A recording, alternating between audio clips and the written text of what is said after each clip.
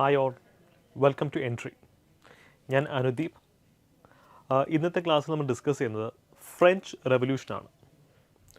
ചരിത്രം കഥയിൽ കൂടെ പഠിക്കുന്നൊരു സിസ്റ്റമാണ് നമ്മൾ ഫോളോ ചെയ്യുന്നത്. 1857 റിവോൾട്ടിൻ്റെ കഥ നമ്മൾ മറ്റൊരു വീഡിയോയിൽ ചെയ്തിട്ടുണ്ട്. അപ്പോൾ അതിലൊക്കെ നമ്മൾ യൂസ് ചെയ്യുന്നൊരു മന്ത്രമാണ് പെസ്റ്റൽ. ഞാൻ എപ്പോഴും പറയുന്നൊരു കാര്യമാണ്, നമ്മൾ ചരിത്രം പഠിക്കുമ്പോൾ അതിനെ പെസ്റ്റൽ എന്ന് പറഞ്ഞ ഫ്രെയിംവർക്കിൽ കൂടെ തന്നെ പഠിക്കണം. ബിക്കോസ് അടുത്ത കാലത്ത് ഹിസ്റ്ററി, അത് വേൾഡ് അല്ലെങ്കിൽ ഇന്ത്യൻ ഹിസ്റ്ററി, ഇതിൽ നിന്നൊക്കെയുള്ള ചോദ്യങ്ങൾ ഭയങ്കരമായിട്ട് അനലിറ്റിക്കലായിക്കൊണ്ടിരിക്കുകയാണ്. അത്തരത്തിലുള്ള ചോദ്യ മാതൃകകളെ ക്രാക്ക് ചെയ്യാൻ പറ്റിയ ഒരു ഫ്രെയിംവർക്കാണ് പെസ്റ്റൽ. എന്താണെന്ന് ഞാൻ ഓൾറെഡി എക്സ്പ്ലെയിൻ ചെയ്തിട്ടുണ്ട്. ഒരു ചരിത്ര സംഭവത്തിന് പൊളിറ്റിക്കലായിട്ടുള്ള ഡയമെൻഷൻസ് കാണും. പൊളിറ്റിക്കൽ, എക്കണോമിക്കൽ, സോഷ്യൽ, ടെക്നോളജിക്കൽ, എൻവയോൺമെൻറ്റലാവാം അല്ലെങ്കിൽ എത്തിക്കലാവാം, ലീഗൽ. ഇത്രയും ഡയമെൻഷൻസ് കാണും എന്ന് നമ്മൾ പറയുന്നുണ്ട്. ഇപ്പോൾ എൻ്റെ ചാനൽ അനുദീപ് വ്ളോഗ്സിലും ഞാൻ ഈ ഡയമെൻഷൻസിൽ കൂടെ തന്നെയാണ് ടോപ്പിക്സിനെ പറ്റി ഡിസ്കസ് ചെയ്യുന്നതും പ്രീവിയസ് ഇയർ ക്വസ്റ്റ്യൻസ് ഒക്കെ വർക്കൗട്ട് ചെയ്യുന്നതും ഇങ്ങനെ തന്നെയാണ്. നിങ്ങൾക്ക് ചാനൽ ചെക്കൗട്ട് ചെയ്ത് നോക്കാവുന്നതാണ്. സോ ഇന്നത്തെ വീഡിയോയിൽ നമ്മൾ ഫ്രഞ്ച് റെവല്യൂഷനെ ഒന്ന് അടുത്ത് പരിചയപ്പെടുക. ഇതൊക്കെ നമുക്ക് സ്ഥിരം ചോദ്യം വരുന്ന ഏരിയാസ് തന്നെയാണ്. പക്ഷേ അടുത്ത കാലത്തായിട്ട് ഇവിടെ നിന്നുള്ള ചോദ്യങ്ങൾ നല്ല ചലഞ്ചിങ് ആണ്. ഈ ചോദ്യം നല്ലൊരു ചോദ്യമായിരുന്നു, എക്സ്ട്രീംലി ചലഞ്ചിങ്. ഈ ചോദ്യം നോക്കൂ. ആദ്യത്തെ പ്രസ്താവന ഈ റെവല്യൂഷൻ്റെ ഒരു പൊളിറ്റിക്കൽ ഡയമെൻഷനെ കുറിച്ചാണ്. Politics in the sense political ലീഡർഷിപ്പിൽ ആരാണെന്ന് നോക്കിയാൽ മതി. രാജാവാണ് പൊളിറ്റിക്കൽ ലീഡർഷിപ്പിലിരിക്കുന്നത്. ഫസ്റ്റ് സ്റ്റേറ്റ്മെൻറ്റ് അതിനെപ്പറ്റിയുള്ള ചോദ്യം. രണ്ടാമത്തെ സ്റ്റേറ്റ്മെൻറ്റ് സോഷ്യൽ ഡയമെൻഷൻ എന്ന് ചോദ്യം, സാമൂഹികപരമായിട്ടുള്ള കാര്യങ്ങളാണ്. ഫ്രാൻസിലെ ജന്മിവർഗത്തെക്കുറിച്ചാണ് രണ്ടാമത്തെ ചോദ്യം. 3, 4 എല്ലാം എന്താ, എക്കണോമിക്സ് ആണ് ചോദിച്ചിരിക്കുന്നത്. ടാക്സേഷൻ അല്ലെങ്കിൽ ഫിനാൻഷ്യൽ സെക്ടേഴ്സിനെ പറ്റിയാണ് third and fourth statements. Tax ഏതാണ്? ഫിസിയോക്രാറ്റ്സ് എന്ന് വെച്ച് കഴിഞ്ഞാൽ അത് എക്കണോമിക്സിൻ്റെ ഒരു സ്കൂൾ ഓഫ് തോട്ട്സാണ്. അപ്പം നമ്മുടെ പഠന നിലവാരം ഇങ്ങനെ മാറ്റണം. PSC മാറി, നിങ്ങൾ മാറിയോ എന്നുള്ളത് വളരെ പ്രധാനപ്പെട്ട ഒരു ചോദ്യമാണ്. ഇപ്പോൾ കഴിഞ്ഞ വർഷം നടന്ന 5 ഡിഗ്രി തല മെയിൻസ് പരീക്ഷകൾ ഞാൻ പാസ്സായിരുന്നു. അത് പാസ്സാവാൻ എന്നെ സഹായിച്ചത് ഈ ഒരു അപ്രോച്ച് തന്നെയാണ്. സോ മാറിക്കൊണ്ടിരിക്കുന്ന PSCയുടെ പാറ്റേണിനനുസരിച്ച് നിങ്ങളെ ട്രെയിൻ ചെയ്യിക്കുക എന്നുള്ള പർപ്പസാണ് എൻട്രിക്കും എൻ്റെ ചാനൽ അനുദീപ് വ്ളോഗ്സിനും ഒക്കെ ഉള്ളത്. അപ്പോൾ ഞങ്ങളുടെ കൂടെ നിൽക്കുക. നമുക്ക് കാര്യം ഇതൊരു എവല്യൂഷനാണ്. എവല്യൂഷനിൽ ഏറ്റവും ഫിറ്റായിട്ടുള്ള ആൾക്കാരാണ് സർവൈവ് ചെയ്യുന്നത്. സർവൈവർ ഓഫ് ദി ഫിറ്റസ്റ്റ് ആണ്. ഞങ്ങളുടെ കൂടെ നിൽക്കൂ, നമുക്ക് ഒരുമിച്ച് ഈ എവല്യൂഷനെ അതിജീവിക്കാം. ഓക്കെ, അപ്പോൾ നമുക്ക് ഫ്രഞ്ച് റെവല്യൂഷനെ പുതിയ ഒരു പാറ്റേണിൽ പരിചയപ്പെടാം. പുതിയ പാറ്റേൺ എന്ന് പറയുമ്പോൾ നമ്മുടെ പഴയ പാറ്റേൺ കംപ്ലീറ്റ്ലി ഉപേക്ഷിക്കാൻ പറ്റില്ല. SCRTs തന്നെയാണ് നമ്മുടെ ബൈബിൾ, ഖുറാൻ, വേദ എല്ലാം അത് തന്നെയാണ്. അതിൻ്റെ കൂടെ മറ്റ് ചില അഡീഷണൽ പോയിന്റിൽ ഇപ്പോൾ അഡ്വാൻസ്ഡ് ആയിട്ടുള്ള ബുക്സ് ഉണ്ട്, സിവിൽ സർവീസസിൻ്റെ പുസ്തകങ്ങൾ. അപ്പോൾ എല്ലാ പോയിന്റുകളും കൂടെ ചേർത്തിട്ട് സമഗ്രമായിട്ടാണ് ഇതിപ്പോൾ എടുത്തിരിക്കുന്നത്. ഇപ്പോൾ ഫ്രഞ്ച് റെവല്യൂഷൻ്റെ തുടക്കം മുതൽ ഒടുക്കം വരെ എടുത്ത ലോങ് വീഡിയോ ആയി പോകും. ഈ വീഡിയോയിൽ നിങ്ങൾക്ക് പുറത്തുനിന്ന് കിട്ടാൻ ബുദ്ധിമുട്ടുള്ള ചില പ്രധാനപ്പെട്ട പോയിന്റുകളിലായിരിക്കും സ്ട്രെസ്സ് നമ്മൾ കൂടുതലും കൊടുക്കുന്നത്. ഓക്കെ, ബാക്കിയൊക്കെ നമ്മുടെ റാങ്ക് ഫയൽസിൽ നിന്നൊക്കെ നിങ്ങൾക്ക് കിട്ടും. സോ ഇതൊരു ഷോർട്ട് വീഡിയോ ആണ്. ചില റയർ ഫാക്റ്റുകളാണ് നിങ്ങളിലേക്ക് എത്തിക്കുന്നത്. ഇതൊക്കെ നമുക്ക് അറിയാവുന്ന കാര്യങ്ങളാണ് അല്ലേ. പൊളിറ്റിക്കൽ റീസണിലേക്ക് നമുക്ക് ഫസ്റ്റ് പോവാം. പൊളിറ്റിക്കൽ റീസൺ എന്ന് പറയുമ്പോൾ പൊളിറ്റിക്കൽ ലീഡർഷിപ്പിൽ രാജാവിനെ നോക്കിയാൽ മതി. സോ ലോകചരിത്രത്തിൽ നമുക്കറിയാം ഡിവൈൻ റൈറ്റ്സ് തിയറിയൊക്കെ ഉണ്ടല്ലേ. രാജാവിനെ അപ്പോയിൻറ്റ് ചെയ്യുന്നത് ദൈവമാണെന്നാണ് പറയുന്നത്. അപ്പോൾ പിന്നെ രാജാവിനെ ആരും ചോദ്യം ചെയ്യാൻ പാടില്ല. അതാണ് ഡിവൈൻ റൈറ്റ്സ് തിയറി. ഗ്ലോറിയസ് റെവല്യൂഷനിലും ഫ്രഞ്ച് റെവല്യൂഷനിലും ഒക്കെ നമ്മൾ കാണുന്നതാണ്. അപ്പോൾ കഴിഞ്ഞ ഡിഗ്രി മെയിൻസ് ചോദിച്ചിരുന്നു ഡിവൈൻ റൈറ്റ്സ് തിയറി. ലൂയി 14 പറയുന്നു അതാ, ഞാനാണ് രാഷ്ട്രം, I am the state and God has given absolute power to king over his subjects. ജനങ്ങളെ ഭരിക്കാൻ രാജാവിന് എല്ലാ അധികാരങ്ങളും കൊടുത്തിരിക്കുന്ന ദൈവമാണ്. അപ്പം പിന്നെ രാജാവിനെ ആരും ചോദ്യം ചെയ്യാൻ പാടില്ല. അപ്പോൾ ദൈവത്തിൻ്റെ കാര്യങ്ങളൊക്കെ ആരാ തീരുമാനിക്കുന്നത്? ചർച്ച. അപ്പോൾ രാജാവും ചർച്ചയുടെ സിൻഡിക്കേറ്റാണ്. അതുകൊണ്ടാണ് ഇവിടെ പറയുന്നത്, ഒരു ഫ്രഞ്ച് രാജാവ് പറഞ്ഞിട്ടുള്ളത് നോ ബിഷപ്പ് നോ കിങ് എന്ന് ബ്രിട്ടീഷ് രാജാവ് പറഞ്ഞിട്ടുണ്ട്. ഫ്രഞ്ച് രാജാവ് ബ്രിട്ടീഷ് രാജാക്കന്മാരാണ് പറഞ്ഞിട്ടുള്ളത് നോ ബിഷപ്പ് നോ കിങ് എന്നുള്ള കാര്യം. അപ്പോൾ അതിൻ്റെയൊക്കെ ഒരു കോണ്ടെക്സ്റ്റ് ഇങ്ങനെ അവിടെയും ഫോളോ ചെയ്ത് ഡിവൈൻ റൈറ്റ്സ് തിയറിയാണ്. രാജാവില്ലെങ്കിൽ, ബിഷപ്പ് ഇല്ലെങ്കിൽ രാജാവില്ല. എന്തുകൊണ്ടാണ്? രാജാവ് നിലനിൽക്കുന്നത് തന്നെ ആ ഡിവൈൻ റൈറ്റ്സ് തിയറിയുടെ ബേസിസിലാണ്. അതിനെ എൻഫോഴ്സ് ചെയ്യുന്ന ബിഷപ്പാണ്. അപ്പോൾ ഇന്ത്യൻ കോണ്ടെക്സ്റ്റിലേക്ക് വരുമ്പോൾ രാജാക്കന്മാരെ പിടിച്ചിരുന്ന അമ്പലങ്ങളാണ്. ഇസ്ലാമിക് കോണ്ടെക്സ്റ്റ് രാജാക്കന്മാരെ പിടിച്ചിരുത്തുന്നത് പള്ളികളാണ്. അപ്പോൾ ഇതിൻ്റെ മൊത്തത്തിലുള്ള കോണ്ടെക്സ്റ്റ് രാജാവും മതവും തമ്മിലുള്ള അഭേദ്യമായിട്ടുള്ള ബന്ധമാണ്. അതുകൊണ്ടാണ് ഇന്നത്തെ രാഷ്ട്രത്തിൽ മതത്തിന് സ്ഥാനമില്ല, എല്ലാം സെക്യുലാരിസമാണ് പറയുന്നത്. ആ സെൻസിബിലിറ്റി ഒക്കെ വരുന്നത് ഫ്രഞ്ച് റവല്യൂഷനിൽ നിന്നാണ്. അപ്പോൾ ലൂയി ദ 14 കൊട്ടേഷനാണത്. ഐ ആം ദ സ്റ്റേറ്റ്, ഞാനാണ് രാഷ്ട്രം. ലൂയി 15 പറഞ്ഞത് എന്താ? എനിക്ക് ശേഷം പ്രളയം, after me the deluge. Marie Antoinette പറഞ്ഞതോ? ഇപ്പോൾ കുറേ ആൾക്കാർക്ക് കഴിക്കാൻ ആഹാരമില്ലെന്ന് പരാതി പറഞ്ഞുകൊണ്ട് ചെന്നപ്പോഴത്തേക്ക് ലൂയി 16 ഭാര്യയാണ് മേരി ആൻ്റോണിയറ്റ്. അപ്പം ചെന്നപ്പോൾ മേരി ആൻ്റോണിയറ്റ് പറഞ്ഞൊരു കാര്യമാണ്, ഓക്കെ അവർക്ക് കഴിക്കാൻ ബ്രെഡ് ഇല്ലെങ്കിൽ അവർ കേക്ക് കഴിക്കട്ടെ എന്നാണ് പറഞ്ഞത്. ചരിത്രപരമായിട്ട് ഇങ്ങനെ മേരി ആൻ്റോണിയറ്റ് പറഞ്ഞിട്ടുള്ളതായിട്ട് തെളിവൊന്നും ഇല്ല കേട്ടോ. ഇത് പുള്ളിക്കാരുടെ ശത്രുക്കൾ കൊട്ടാരത്തിൽ തന്നെ ഉണ്ടായിരുന്നു, അവർ പറഞ്ഞ് പരത്തിയ റൂമറാണിത്. Still she was a very bad administrator, വളരെ മോശപ്പെട്ട ഒരു ഭരണാധികാരിയായിരുന്നു മേരി ആൻ്റോണിയറ്റ്. അപ്പോൾ പറയുമ്പോൾ നമ്മളെല്ലാം പറയണമല്ലോ. അപ്പം ഞാനൊരു സംശയം ചോദിച്ചോട്ടെ, ഫ്രഞ്ച് റവല്യൂഷൻ നമ്മൾ വിളിക്കുന്ന പേരെന്താ? Mother of all revolution. അത് എവിടുത്തെ ന്യായമാണ്? ഒരു ഏകദേശം 100 കൊല്ലം മുമ്പേ ഗ്ലോറിയസ് റവല്യൂഷൻ ബ്രിട്ടനിലുണ്ട്, പിന്നെ അമേരിക്കൻ റവല്യൂഷനുണ്ട്, അതിനൊക്കെ ശേഷമാണ് ഫ്രഞ്ച് റവല്യൂഷൻ വരുന്നത്. പിന്നെ എന്തുകൊണ്ടാണ് ഫ്രഞ്ച് റവല്യൂഷനെ മദർ ഓഫ് ഓൾ റവല്യൂഷൻ എന്ന് വിളിക്കുന്നത്? ബിക്കോസ് ഇത് സമഗ്രമായൊരു വിപ്ലവമാണ്. അമേരിക്കൻ റവല്യൂഷനും ഗ്ലോറിയസ് റവല്യൂഷനും കുറച്ച് ഉടായ്പ അതിനകത്താണ്, അത് കംപ്ലീറ്റ് റവല്യൂഷൻ അല്ല. റവല്യൂഷൻ എന്ന് വെച്ചാൽ സമഗ്രമായിട്ടുള്ളൊരു മാറ്റം വരേണ്ടത്. ആ റവല്യൂഷൻസിന് ശേഷം അത്രത്തോളം സമഗ്രമായിട്ടുള്ള മാറ്റം സമൂഹത്തിലോ വ്യക്തികളിലോ ഉണ്ടായിരുന്നില്ല. അപ്പോൾ നിങ്ങൾക്ക് ആ റവല്യൂഷൻസിനെ പറ്റി വീഡിയോ കാണണം എന്നുണ്ടെങ്കിൽ കമൻറ്റ് ബോക്സിൽ പറയാം, നമുക്ക് ഓരോ ടോപ്പിക്സിനും സെപ്പറേറ്റ് വീഡിയോസ് ചെയ്യാവുന്നതാണ്. ഓക്കെ, ആൻഡ് വീഡിയോ ഇതുവരെ ഇഷ്ടപ്പെട്ടെങ്കിൽ നിങ്ങൾക്ക് ലൈക്ക് ബട്ടണും പ്രസ് ചെയ്ത് നിങ്ങളുടെ സ്നേഹം ലൈക്സിൻ്റെയും സബ്സ്ക്രിപ്ഷൻ്റെയും ഒക്കെ രൂപത്തിൽ തരാവുന്നതാണ്. ഫൈൻ. അപ്പോൾ പൊളിറ്റിക്കൽ റീസൺസിനകത്തുള്ള പ്രധാനപ്പെട്ട കാര്യങ്ങൾ പറഞ്ഞു.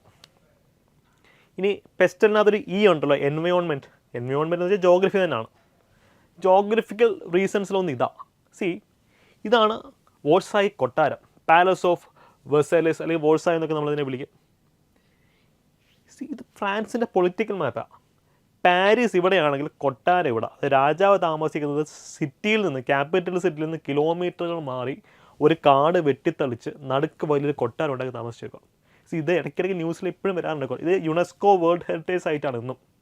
ട്രീറ്റി ഓഫ് വേഴ്സായി എന്നൊക്കെ പറഞ്ഞ് നമ്മൾ ലോക യുദ്ധത്തിൻ്റെ ചരിത്രത്തിലും പഠിക്കുന്നത് ഇതേ കൊട്ടാരത്തെ തന്നെയാണ്.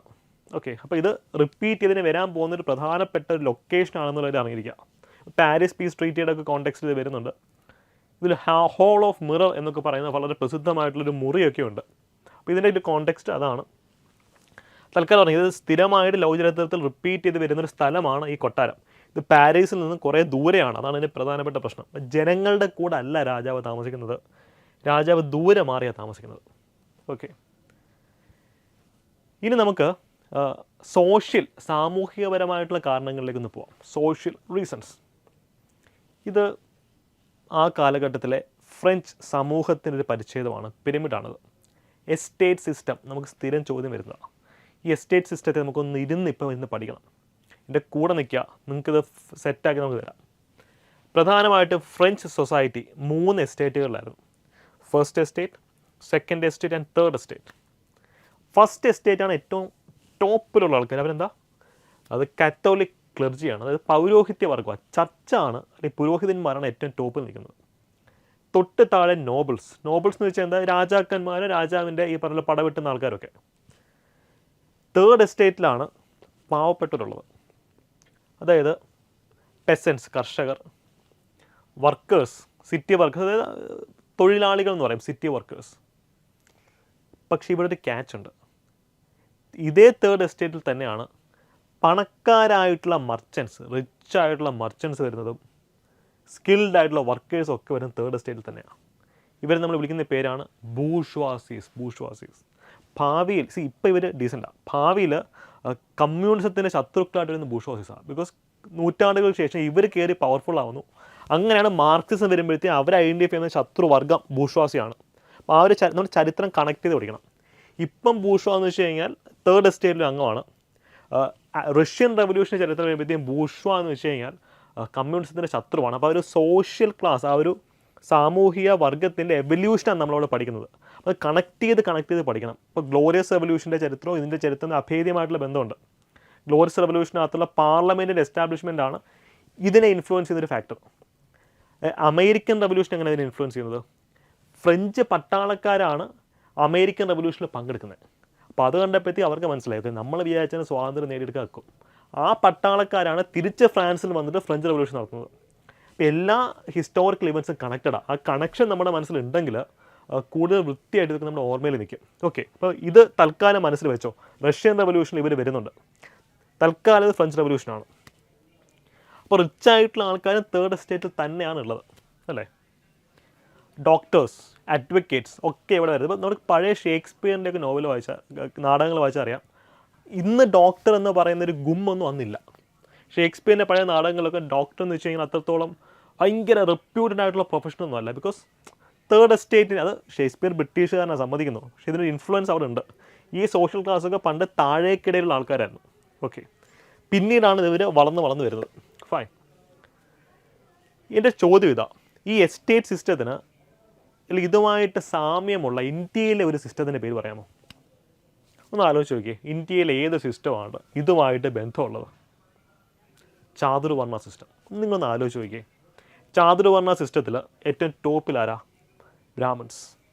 അതായത് ദൈവവുമായിട്ട് ബന്ധമുള്ള ആൾക്കാർ, അതായത് പൗരോഹിത്യ വർഗ്ഗം എന്ന് പറയും, പുരോഹിതന്മാരാണ്. ഇവിടെ ചർച്ച അല്ലേ? സെക്കൻഡ് എസ്റ്റേറ്റ് ആരാ? അല്ലെങ്കിൽ സെക്കൻഡ് വർണ്ണ എന്താ? ക്ഷത്രിയാസ്, യുദ്ധം ചെയ്യുന്ന ആൾക്കാർ. ഇവിടെ സെക്കൻഡ് എസ്റ്റേറ്റ് അവരല്ലേ? മൂന്നാമത്തെ വർണ്ണം എന്താ? വൈശ്യാസ്, കച്ചവടക്കാരാണ്. ഇവിടെ വൈശ്യാസാണ് കച്ചവടക്കാർ, വെൽത്തി മർച്ചൻസ്. പിന്നെ ശൂദ്രാസാണ് ഇവരെയൊക്കെ സെർവ് ചെയ്യുന്നു എന്ന് പറയപ്പെടുന്ന ആൾക്കാർ, വർക്കേഴ്സും പെസൻസും. അപ്പം ലോക ചരിത്രത്തിൽ മനുഷ്യൻ്റെ കഥ എല്ലായിടത്തും ഒരുപോലെ. പിന്നെ ഇന്ത്യൻ ഏൻഷ്യൻ്റ് ഇന്ത്യയോട് തന്നെ കണക്ട് ചെയ്ത് പഠിക്കാം. ചാതുർവർണ്ണ സിസ്റ്റത്തിൻ്റെ യൂറോപ്യൻ പരിച്ഛേദമാണ് നമ്മൾ ഈ കാണുന്നത് എന്നുള്ള കാര്യം മനസ്സിലാക്കുക.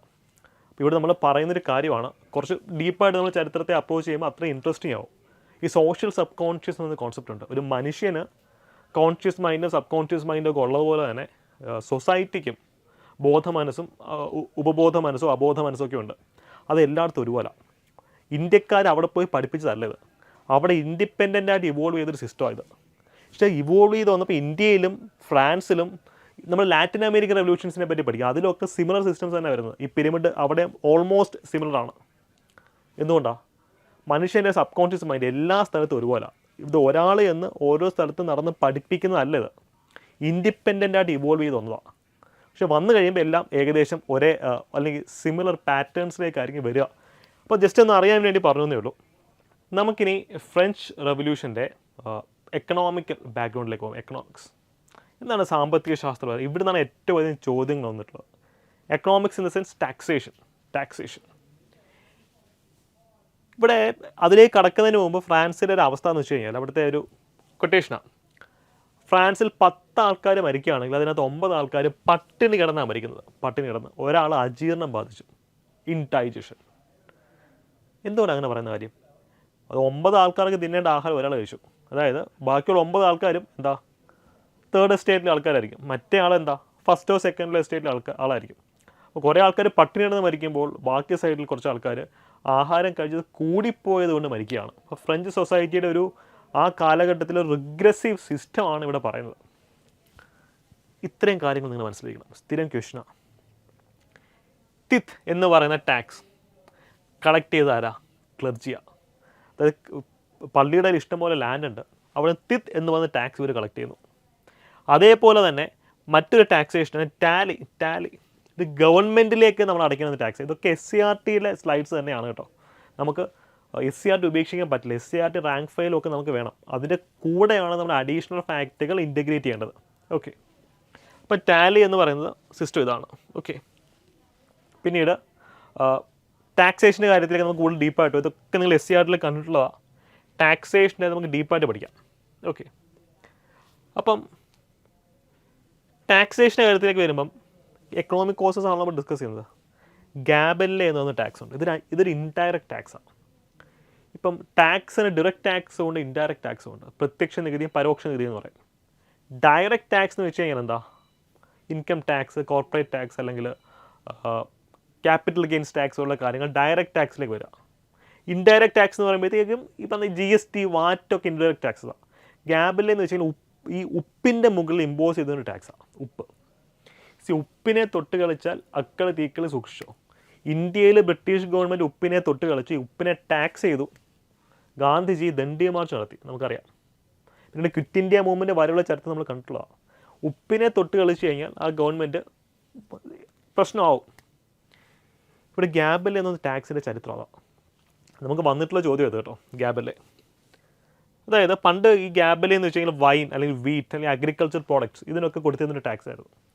പക്ഷെ ഒരു ഘട്ടത്തിന് ശേഷം ഈ ടാക്സ് കംപ്ലീറ്റ്ലി സോൾട്ട് ഉപ്പിൻ്റെ മുകളിലാക്കുക. ഉപ്പിനെ ടാക്സ് ചെയ്ത് കഴിഞ്ഞാൽ അത് ഭയങ്കര മോശമാണ്. കാര്യം എല്ലാവർക്കും പറയുന്നൊരു കാര്യമാണ്, വെള്ളം കഴിഞ്ഞാൽ ആൾക്കാർക്ക് ഏറ്റവും അധികം വേണ്ടുന്ന ഉപ്പാണ് എന്നൊരു ഇതുണ്ട്. അപ്പോൾ ആ ഉപ്പിനെ ടാക്സ് ചെയ്യുമ്പോൾ അത്ര റവന്യൂ ഗവൺമെൻറ്റിന് കിട്ടും, പക്ഷെ പാവപ്പെട്ടവൻ്റെ ജീവിത ചെലവ് കൂടും. ഗ്യാബെല്ലെ എന്ന ടാക്സ് അതായിരുന്നു. അപ്പോൾ ഇത്രയും ടാക്സ് ബർഡനും തേർഡ് എസ്റ്റേറ്റിന് മുകളിലാണ്. ഫസ്റ്റ് എസ്റ്റേറ്റിനും സെക്കൻഡ് എസ്റ്റേറ്റിനും തിത്തോ ടാലിയോ ഗ്യാബെല്ലയോ കൊടുക്കേണ്ട കാര്യമില്ല. ഇതെല്ലാം തേർഡ് എസ്റ്റേറ്റാണ് കൊടുക്കേണ്ടതെന്നുള്ള കാര്യം അറിഞ്ഞിരിക്കുക. എക്കണോമിക് കോസ് മറ്റൊന്നെന്താണ്, പോപ്പുലേഷൻ കൂടിക്കൊണ്ടിരിക്കുകയാണ്. ഈ ഫ്രാൻസ് 7 ഇയർ വാറിൻ്റെ ഒരു ചരിത്രമുണ്ട്. ഞാൻ പറഞ്ഞു ഇതൊരു കംപ്ലീറ്റ് ഫ്രഞ്ച് റവല്യൂഷൻ വീഡിയോ അല്ല. എങ്ങനെയാണ് വേൾഡ് ഹിസ്റ്ററി അപ്രോച്ച് ചെയ്യേണ്ടത് നിങ്ങൾക്ക് പറഞ്ഞു തരികയാണ്.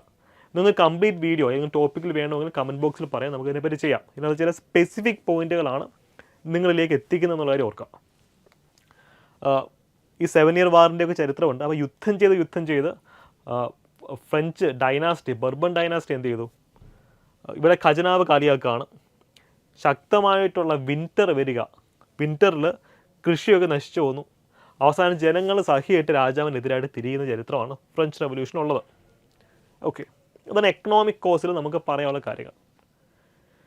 അപ്പോൾ ഞാൻ ചോദിച്ചോട്ടെ, സ്ഥിരം ചോദ്യമാണ്, ഫ്രാൻസ് ഭരിച്ചിരുന്ന ഡൈനാസ്റ്റി ഏതാ? ഒരു ബിസ്ക്കറ്റിൻ്റെ പേരാണ് ബർബൺ ഡൈനാസ്റ്റി, നമുക്കറിയാം. ബ്രിട്ടൻ ഭരിച്ചിരുന്ന ഏത് ഡൈനാസ്റ്റിയാണ്? ബ്രിട്ടൻ, സ്റ്റുവർട്ട് രാജവംശം. അപ്പോൾ അമേരിക്കയും സ്റ്റുവർട്ട് രാജവംശം തന്നെ ഭരിച്ചുകൊണ്ടിരുന്നത്. അപ്പം റഷ്യ ഭരിച്ചിരുന്ന രാജവംശം ഏതാ? Roman of dynasty. ചൈന ഭരിച്ചിരുന്നത് ക്വിങ് അല്ലെങ്കിൽ മഞ്ചു എന്നൊക്കെ പറയും, രണ്ടുപേരെ ഡൈനാസ്റ്റീസ് തന്നെയാണ്. ഈ ഹാബ്സ്ബർഗ് ഡൈനാസ്റ്റി എവിടെ ഭരിച്ചിരുന്നത്? ഹാബ്സ്ബർഗ് ഡൈനാസ്റ്റി നമുക്ക് വരാൻ സാധ്യതയുള്ളൊരു ചോദ്യം. ഹാബ്സ്ബർഗ് ഡൈനാസ്റ്റി അത് ഓസ്ട്രോ ഹംഗേറിയൻ എംപയറാണ് കേട്ടോ. നമുക്ക് ചോദ്യം വരാൻ സാധ്യതയുണ്ട്, അതൊന്ന് നോട്ട് ചെയ്തോളൂ. ഫൈൻ. അരിസ്റ്റോക്രസി, നമുക്കിനി ഇതിൻ്റെ മറ്റ് സോഷ്യൽ റീസണിലേക്ക് പോവാം. ഫ്രഞ്ച് അരിസ്റ്റോക്രസിയെ നമുക്കൊന്ന് അടുത്ത് പരിചയപ്പെടണം. അതായത് നോബിൾസ്. സെക്കൻഡ് എസ്റ്റേറ്റ്സിലാണ് അരിസ്റ്റോക്രാറ്റ്സ് വരുന്നത് അല്ലേ, പക്ഷേ ഇവർക്കിടയിലും തമ്മിത്തല്ലുണ്ടായിരുന്നു. അതും ഫ്രഞ്ച് റവല്യൂഷൻ്റെ കാരണമായിരുന്നു. ഫോർ എക്സാമ്പിൾ, ഫ്രാൻസിലെ പ്രഭുവർഗത്തെ, ഫ്രാൻസിലെ അരിസ്റ്റോക്രസിയെ നമ്മൾ പ്രധാനമായിട്ടും രണ്ടായിട്ടാണ് ക്ലാസിഫൈ ചെയ്യുന്നത്, നോബിൾസ് ഓഫ് സോഡും നോബിൾസ് ഓഫ് റോബും. എന്താ നോബിൾസ് ഓഫ് സോഡ് എന്ന് വെച്ച് കഴിഞ്ഞാൽ, ഇവരെന്ന് വെച്ച് കഴിഞ്ഞാൽ പാരമ്പര്യമായിട്ട് പ്രഭുക്കന്മാരാണ്. ഇത് പണ്ട് ഈ ബർബൺ ഡൈനാസ്റ്റി ഫ്രാൻസ് കീഴടക്കിയപ്പോൾ ആ രാജാക്കന്മാരെയൊക്കെ സഹായിച്ചിരുന്ന ഫ്രാൻസിലെ പ്രഭുക്കന്മാരായിരുന്നു. അപ്പം തലമുറകളായിട്ട് ഇവർ പ്രഭുക്കന്മാരാണ്. അപ്പോൾ അച്ഛൻ പ്രഭുവായിരുന്നു, അവൻ ഇദ്ദേഹം പ്രഭുവായി. ഇവർക്ക് ക്വാളിറ്റി ഉണ്ടാവണമെന്നില്ല. അച്ഛനും അപ്പൂപ്പനും ഒക്കെ ജന്മിമാർ നോബിൾസ് ആയതുകൊണ്ട് ഇവർക്കും നൊബിലിറ്റി ടൈറ്റിൽ കിട്ടിയെന്ന് മാത്രമേ ഉള്ളൂ. ഓക്കെ, നോബിൾസ് ഓഫ് റോബ് അങ്ങനല്ല. അവർ സ്വന്തം കഠിനാധ്വാനം കൊണ്ട് പെട്ടെന്ന് നൊബിലിറ്റി കിട്ടിയ ആൾക്കാരാണ്. അവരുടെ അച്ഛൻ നോബിൾ ആവണം നിർബന്ധമില്ല. ഇവരുടെ കഴിവുകൊണ്ട് ഗവൺമെൻറ്റിനെ ഇവർ കൊടുത്ത കോൺട്രിബ്യൂഷൻ, ഗവൺമെൻറ് സർവീസിൻ്റെ ഭാഗമായിട്ട് എന്ത് ചെയ്തു, ഇവർക്ക് നൊബിലിറ്റി കിട്ടി. അതാണ് ഈ ഒരു ആൾക്കാർ. ഓക്കെ, സോ നോബിൾസ് ഓഫ് സോഡും ഉണ്ട്, നോബിൾസ് ഓഫ് റോബും ഉണ്ട്. ഇവർക്കിടയിൽ ഈഗോ ക്ലാഷ് ഉണ്ട്. ഇത് ഒരു പുതുപ്പണക്കാരെന്നുള്ള രീതിയിലാണ് ആൾക്കാർ ഇവരെ അപ്രോച്ച് ചെയ്യുന്നത്. ഇവർ കഴിവൊന്നും ഇല്ലാത്ത ആൾക്കാരാണ് വരുന്നത്. അപ്പോൾ ഈഗോ ക്ലാഷ്, ഇതും ഫ്രഞ്ച് റവല്യൂഷൻ്റെ ഒരു പ്രധാനപ്പെട്ട കാരണങ്ങളൊന്നാണ്. ഇവർക്കിടയിൽ തന്നെ പാവപ്പെട്ട ആൾക്കാരുണ്ട്. എല്ലാ നോബിൾസും ഒന്നും വെൽത്തി അല്ല. പ്രഭുക്കന്മാർക്ക് എല്ലാവർക്കും ഒന്നും ഒരേ രീതിയിലുള്ള റിച്ച്നെസ് അല്ലായിരുന്നു ഉണ്ടായിരുന്നു. അതുകൊണ്ട് തന്നെ ഇവർക്കിടയിൽ ഈഗോ ക്ലാഷും കാര്യങ്ങളൊക്കെ ഉണ്ട് എന്നുള്ള കാര്യം അറിഞ്ഞിരിക്കാം. ഫൈൻ. ഇതാണ് അരിസ്റ്റോക്രസി ഇൻ ഫ്രാൻസ് എന്നുകൊണ്ട് ഉദ്ദേശിക്കുന്നത്. എക്കണോമിക് കോസ് തീർന്നിട്ടില്ല. എക്കണോമിക് കോസിനകത്തെ ഏറ്റവും പ്രധാനപ്പെട്ട ഒരു കോൺസെപ്റ്റാണ് ഫിസിയോക്രസി. ഫിസിക്സ് എന്ന് വെച്ചാൽ എന്താ? ഫിസിക്സ് പ്രകൃതി അല്ലെങ്കിൽ ഭൗതികമായിട്ടുള്ള കാര്യങ്ങളെക്കുറിച്ചുള്ള പഠനമാണ് ഫിസിക്സ്. ഫിസിയോ എന്നാണ് പറയുന്നത്. ഫിസിക്കോസ് എന്ന വാക്കിന് ഫിസിക്സ് എന്നിട്ടുള്ളത് പ്രകൃതി അല്ലെങ്കിൽ പ്രതിഭാസങ്ങളെക്കുറിച്ചുള്ള പഠനമാണ്. അപ്പോൾ ഫിസിയോ മീൻസ് പ്രകൃതി അല്ലെങ്കിൽ നാച്ചുറൽ എന്നുള്ള മീനിങ്ങാണ് വരുന്നത്, പ്രതിഭാസങ്ങൾ. ഈ ഫിസിയോക്രസി എന്ന് വെച്ച് കഴിഞ്ഞാലും it's the rule of nature, പ്രകൃതി നിയമം എന്നുള്ളൊരു കോൺസെപ്റ്റാണ്. ഇത് എക്കണോമിക്സിൻ്റെ സ്കൂൾ ഓഫ് തോട്ടാണ്, എക്കണോമിക്സാണ്. പക്ഷേ ഇത് സ്റ്റാർട്ട് ചെയ്തത് ചില ഫിസിഷ്യൻസാണ്. അതുകൊണ്ട് ഫിസിയോക്രസി എന്ന് പറഞ്ഞു ഫിസിഷ്യൻസ്. ഫിസിഷ്യൻസ് മീൻസ് ഡോക്ടേഴ്സ്, ഫിസിസിസ്റ്റാണ് ഫിസിക്സിൻ്റെ പഠിക്കുന്ന ആൾക്കാർ. അറിഞ്ഞിരിക്കുക, ഇവർ 1760s ചില ബുദ്ധിജീവികളായിരുന്നു. ഏറ്റവും വലിയ കോമഡി എന്താണെന്ന് വെച്ചാൽ ഇവർ ബർബൺ ഡൈനാസ്റ്റിയുടെ മൂക്കിന് താഴെ വളർന്നു വന്ന ആൾക്കാരായിരുന്നു. ലൂയി ദ 16th കൊട്ടാരത്തിൽ തന്നെയുള്ള ആൾക്കാരായിരുന്നു ഇവർ. പക്ഷേ ഇവർ ലൂയി ദ 16th അറിയാതെ അദ്ദേഹത്തിനെ പാര വെച്ചുകൊണ്ടിരിക്കുക. ബിക്കോസ് അങ്ങേര് ഉടായ്പാണ്. ഇവർ പറയുന്നൊരു കാര്യമാണ്, രാജഭരണം അവസാനിച്ചെങ്കിൽ മാത്രമേ ഫ്രഞ്ച് എക്കണോമിക്സ് റിവൈവ് ചെയ്യാൻ പറ്റത്തുള്ളൂ. രാജാവിൻ്റെ ചില സാമ്രാജ്യത്വവൽക്കരണ പരിപാടി, മെർക്കാൻറ്റലിസം ഒക്കെ ഉണ്ടല്ലേ. മെർക്കാൻറ്റലിസം എന്താ? മെർക്കാൻറ്റലിസം ഒരു രാജ്യത്തിനെ കോളനിയാക്കി വെച്ചുകൊണ്ട് ആ കോളനിയെ മാക്സിമം മുടിപ്പിക്കുന്ന പരിപാടിയാണ് മെർക്കാൻറ്റലിസം. അവിടെ നിന്നുള്ള വെൽത്ത് അടിച്ച് മാറ്റുന്നു, ട്രേഡ് മൊത്തത്തിൽ നമ്മൾ ഏറ്റെടുക്കുന്നു, ബാക്കി രാജ്യങ്ങളോട് ട്രേഡ് ചെയ്യാൻ സമ്മതിക്കുന്നില്ല. അതൊക്കെയാണ് മെർക്കാൻറ്റലിസം എന്ന് പറയുന്നത്. അമേരിക്കൻ റവല്യൂഷനിൽ നമ്മൾ പഠിക്കുന്നൊരു കാര്യമാണ്. ഇവിടെ ഫിസിയോക്രാറ്റ്സ് പറയുന്നൊരു കാര്യമല്ല, രാജാവ് എക്കണോമിക്സിൽ അനാവശ്യമായിട്ട് കൈ കടത്തരുത്, ഈ മെർക്കാൻറ്റലിസം പോലെ ഉടായ്പകൾ കാണിക്കരുത്, ഈ ആബ്സല്യൂട്ട് മൊണാർക്കി മാറണം, ഫ്രാൻസിൻ്റെ എക്കണോമിക്സിന് അങ്ങനെ മാത്രമേ രക്ഷപ്പെടാൻ പറ്റുള്ളൂ എന്നുള്ള ഒരു പ്രോഗ്രസീവായിട്ടുള്ള ചിന്താഗതി കൊണ്ടുവന്നിട്ടുള്ള ആൾക്കാരാണ് ഫിസിയോക്രാറ്റ്സ് എന്ന് പറയുന്നത്. ഫിസിയോക്രാറ്റ്സ് അപ്പോൾ ഇവർ ഫ്രഞ്ച് റവല്യൂഷന് ബൗദ്ധികമായിട്ടുള്ള പിന്തുണ കൊടുത്തിട്ടുണ്ട്. ഞാൻ പറഞ്ഞു ഇതൊരു വാല്യൂ അഡീഷൻ ക്ലാസ്സാണ്. കാര്യം PSCയുടെ മാറിയ പാറ്റേൺ നിങ്ങളെ പരിചയപ്പെടുത്തുകയാണ് എൻ്റെ മെയിൻ പർപ്പസ്. സോ ഈ വീഡിയോയ്ക്ക് ഇടുന്ന റെസ്പോൺസസിൻ്റെ ബേസിസിലായിരിക്കും നമ്മൾ ഭാവിയിൽ ഏതൊക്കെ വീഡിയോസ് ചെയ്യണം എന്നുള്ള കാര്യം പ്ലാൻ ചെയ്യുന്നത്. നിങ്ങളൊരു പുതിയ ടോപ്പിക്കിനെ പറ്റി അറിയണമെങ്കിൽ നിങ്ങൾക്കത് പറയാം. കണ്ടൻറ്റിനെ പറ്റിയുള്ള അഭിപ്രായങ്ങൾ നിങ്ങൾക്ക് കമൻറ്റ് ബോക്സിൽ രേഖപ്പെടുത്താം. ഈ കണ്ടൻറ്റ് ഇഷ്ടമായെങ്കിൽ, കുറേ ഹോംവർക്ക് ചെയ്ത് നമ്മൾ പ്രിപ്പയർ ചെയ്യുന്നത് ഇഷ്ടമായെങ്കിൽ നിങ്ങൾക്ക് ലൈക്ക് ബട്ടൺ പ്രസ് ചെയ്ത് നിങ്ങളുടെ സ്നേഹം പ്രകടിപ്പിക്കാവുന്നതാണ്. സുഹൃത്തുക്കളുടെ ഇടയിലൊക്കെ ഷെയർ ചെയ്ത് കൊടുക്കാം. എൻ്റെ ചാനൽ അനധി വ്ളോഗ്സും നിങ്ങൾക്ക് ചെക്കൗട്ട് ചെയ്യാവുന്നതാണ്. സോ മറ്റൊരു വീഡിയോയുമായി എൻട്രി നിങ്ങളിലേക്ക് ഇനി എത്തുന്നതായിരിക്കും. Thank you so much. By.